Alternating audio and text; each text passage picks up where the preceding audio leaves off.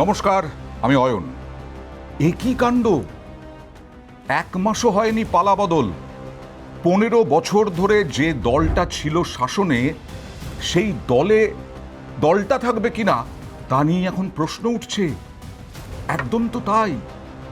আমরা দেখাচ্ছিলাম আম্বেদকর মূর্তির নিচে তৃণমূলের প্রথম কর্মসূচি পালাবদলের পর বহু বিধায়ক গড় হাজিরই হলেন না। আচ্ছা যাক, ওটা তো বিধায়কদের কর্মসূচি। তারপরে মমতা বন্দ্যোপাধ্যায়ের বৈঠক, পরপর দুটো। মমতা বন্দ্যোপাধ্যায় ডাকছেন বিধায়কদের, সেখানে মাত্র 18 থেকে 19 জন, বড় জোর 20 জন বিধায়ক হাজির। বাকি বিধায়কদের মধ্যে কয়েকজন গ্রেফতার হয়েছেন, কিন্তু তাছাড়া 80 জন তৃণমূলের বিধায়ক কই? বিজেপিতে যখন 77টা আসন পেয়েছিল বিজেপি 2021-এ, আশা করা হয়েছিল 200 আসনের বেশি পায়নি, কিন্তু তখন কয়েকজন মাত্র তৃণমূলে যোগদান করেছিলেন। তৃণমূলের এইরকম অবস্থা কেন? তৃণমূল তো 80টা বিধায়ক পেয়েছে। মমতা বন্দ্যোপাধ্যায় ডাকছেন, সেই মমতা বন্দ্যোপাধ্যায়কেও পাত্তা দিচ্ছেন না বিধায়করা। বিধায়করা কি বেরোতেই ভয় পাচ্ছেন বাড়ি থেকে? আসলে কাউন্সিলরদের দেখা যাচ্ছে না, বিধায়কদের দেখা যাচ্ছে না। বিধায়করা কি সম্মুখে আসতে চাইছেন না, মুখোমুখি হতে চাইছেন না? তৃণমূলে এরকম হলোটা কেন? অনেকে বলছেন এত কাটমানি, এত তোলাবাজি, এত বৈভব, এই সমস্ত কিছুর জন্য এই অবস্থা তৃণমূল দলটার। আসলে আদর্শভিত্তিক দল নয়।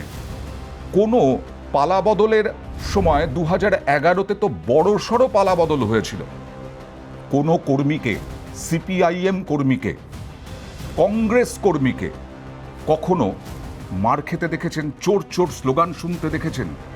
এখন তো যাঁরাই বেরোচ্ছেন, কাউন্সিলর, উপপ্রধান, পুরপ্রধান, পঞ্চায়েত প্রধান, পঞ্চায়েতের সদস্য, ব্লক সভাপতি, একেবারে তৃণমূল স্তরে দেখা যাচ্ছে ভয়ঙ্কর দুর্নীতির পাহাড়।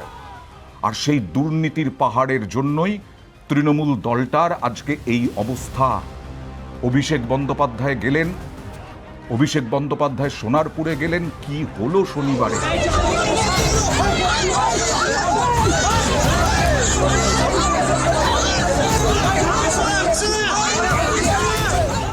ডিম, মার, এলোপাথারি চাটি সব খেতে হলো অভিষেক বন্দ্যোপাধ্যায়কে।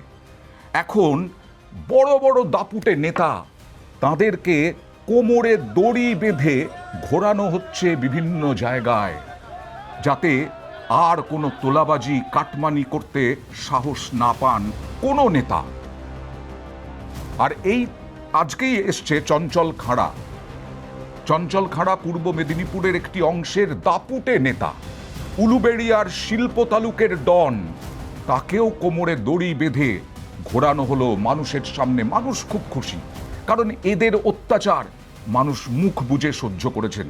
কারণ এদের তোলাবাজি, কাটমানি, রিক্সাওয়ালার কাছ থেকে, দোকানদারের কাছ থেকে, প্রমোটারের কাছ থেকে মানুষ প্রত্যক্ষ করেছেন, কিছু বলতে পারেননি।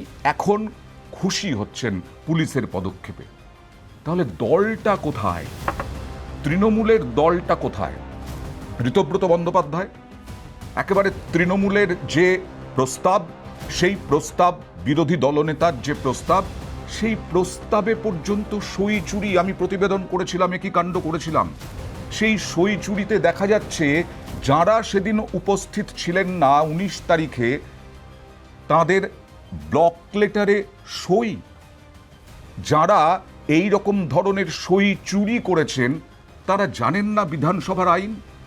যারা এইভাবে ব্লক লেটারে সাইন করেছেন তারা জানেন না এরকম সাইন হয় না। ইচ্ছাকৃতভাবে এই সইতেও, যেখানে 30 জন বিধায়কের সই হলে শোভনদেব চট্টোপাধ্যায় বিরোধী দলনেতা হন, সেখানে 80 জন বিধায়কের, 79 জন বিধায়কের সই করাতেই হবে। এতেও জালিয়াতি।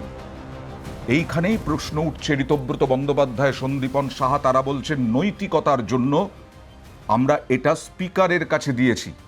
কুণাল ঘোষ বলছেন স্পিকারের কাছে কেন? বেইমানি করেছেন ঋতব্রত বন্দ্যোপাধ্যায়, সন্দীপন সাহারা। ঋতব্রত বন্দ্যোপাধ্যায় বারবার বলেছেন দলের ভেতরে কিছু বলা যেত না, দলের ভেতরে কোনো অভিযোগ করা যেত না কারোর কাছে কারোর নামে। তাহলে ঋতব্রত বন্দ্যোপাধ্যায় কি করবেন? স্পিকারের কাছেই দিয়েছেন, কারণ দলের মধ্যে দিলে সেটা ছিঁড়ে কুটি কুটি করে ফেলা হবে।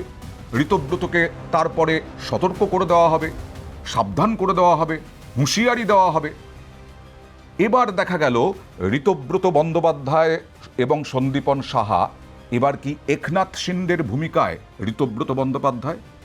মনে করিয়ে দিই আপনাদের, মহারাষ্ট্রে 2019-এ বিধানসভার ভোট হয়, আর সেই 2019-এ বিধানসভার ভোটে বালা সাহেব ঠাকরের শিবসেনা এবং বিজেপি জোট হয়। শিবসেনা এবং বিজেপির জোট অনেক দিন ধরেই ছিল। শিবসেনা তখন বড় ভাই ছিল, বিজেপি ছোট ভাই। এবার শিবসেনা 2019-এ বিজেপির থেকে কম আসন পায়। বিজেপি তখন মুখ্যমন্ত্রিত্ব চায়, শিবসেনা রাজি হয়নি। 2019-এ শিবসেনা বিজেপির ভাঙন দেখা দিল, অর্থাৎ শিবসেনা এবং বিজেপির জোট ভেঙে গেল দীর্ঘদিন পরে। বিজেপি কি করলো? বিজেপি এনসিপিকে ধরলো, এবং এনসিপিকে ধরার পরে দেবেন্দ্র ফডনবিস তিনি মুখ্যমন্ত্রী হলেন, অজিত পাওয়ার এনসিপির উপমুখ্যমন্ত্রী হলেন। এবার শিবসেনা কি করলো? সেখানে খেলা শুরু করলেন কে? এনসিপির তখন বিরাট নেতা শরদ পাওয়ার, তিনি কংগ্রেসের সাথে জোট করলেন। কংগ্রেসের সাথে জোট করে শিবসেনাকে নিয়ে মহারাষ্ট্র আঘাড়ি জোট বানালেন, এবং সেখানে উদ্ধব ঠাকরে মুখ্যমন্ত্রী হলেন। 3 বছর মুখ্যমন্ত্রী থাকলেন উদ্ধব ঠাকরে। এবার কি হলো? এবার শিবসেনা থেকে একনাথ শিন্ডে তিনি বেরিয়ে এলেন, তার কাছে 40 জন বিধায়কের সমর্থন, 52 জনের মধ্যে 40 জন বিধায়কের সমর্থন। এবার তিনি বিধানসভার স্পিকারের কাছে গেলেন, তিনি বললেন আমরাই শিবসেনা। অর্থাৎ যারা সব থেকে বেশি বিধায়ক নিয়ে দাবি করছেন তাদের প্রতীক, শিবসেনার প্রতীক তাদেরই, এবং দেওয়া হলো। কারণ অর্ধেকের বেশি, অনেক বেশি বিধায়ক তখন একনাথ শিন্ডের আওতায়। একনাথ শিন্ডেই 40 জন বিধায়ককে নিয়ে গুয়াহাটির হোটেলে ঠাঁই নিয়েছিলেন।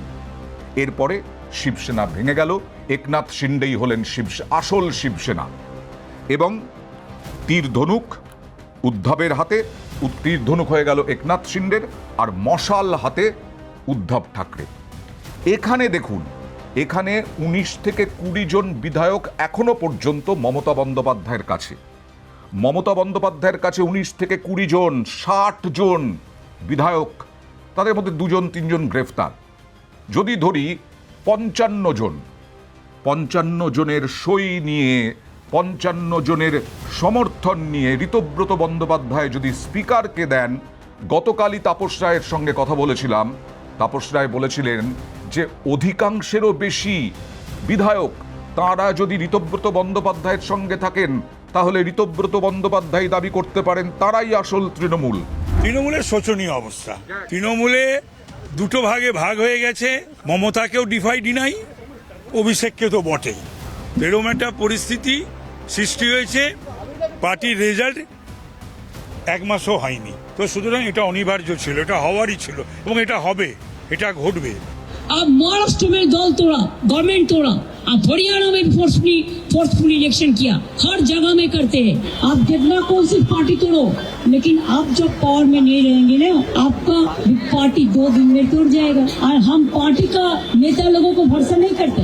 बराबर इसका नाम है तृणमूल कांग्रेस, जो नीचे में काम करते हैं, ग्रास रूट में, उसका नाम भी पार्टी है।